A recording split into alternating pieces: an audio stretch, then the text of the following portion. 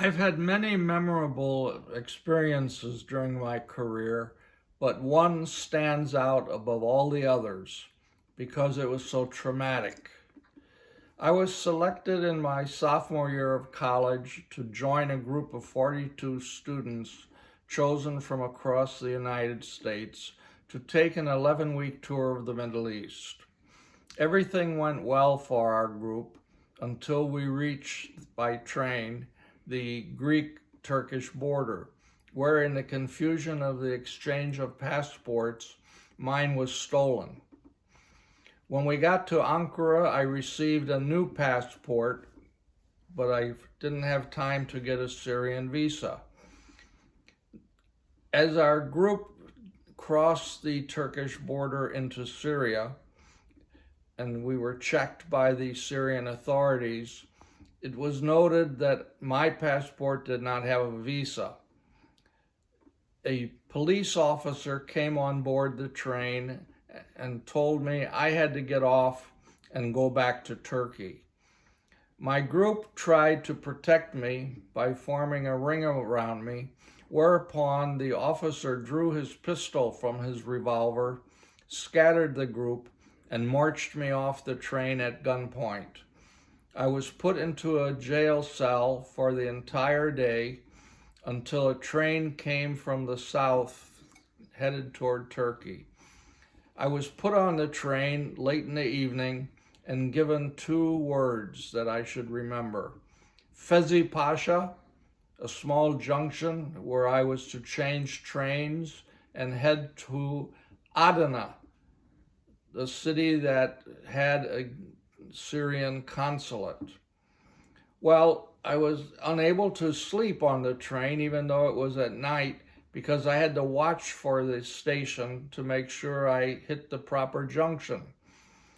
Likewise, from Fezi Pasha to Adana, I could not sleep. I arrived in Adana the next morning and was unable to find a consulate, but I did need to change money.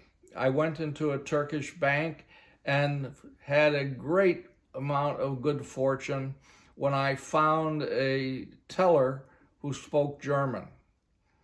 He agreed to help me because he felt sympathy for me and told me that during his lunch break he would take me to the Syrian consulate and act as my interpreter. Well, the Syrian consul was not sympathetic.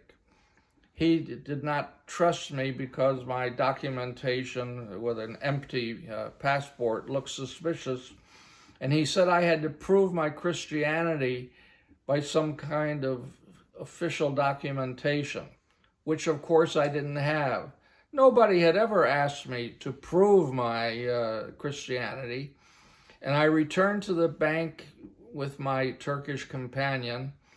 I asked him for a blank piece of paper and the use of a typewriter, and I typed a letter using the name of my pastor that certified that I was a Christian. For effect, I drew a crude cross on the letter, and I went back to the consul by myself and submitted my passport and this official letter. He couldn't read it, but he had a piece of paper that covered himself. So he made me understand that he would give me the visa, but not until closing time. As soon as I received the passport with the Syrian visa, I rushed back to the train station where the ticket master sold me a first-class ticket on a train that was only third class. I rode in a wooden open carriage that had only a few wooden benches without any backing, in the company of a good number of Turkish farmers who were carrying large sacks of grain and farm animals such as ducks, chickens, geese, and sheep. Again, I was unable to sleep because I had to watch for Fezi Pasha and the train toward Syria. Well, I made it to Aleppo the next morning, went to the hotel that we were assigned, but was told that my group had already departed for Damascus. I therefore rushed back to the train station, caught a train for Damascus, located the hotel there that we were supposed to stay in, and reunited with my group by the late evening.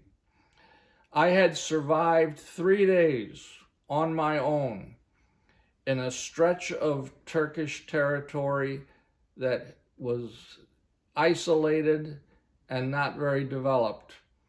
In the 3 days, I did not find a single person who spoke English.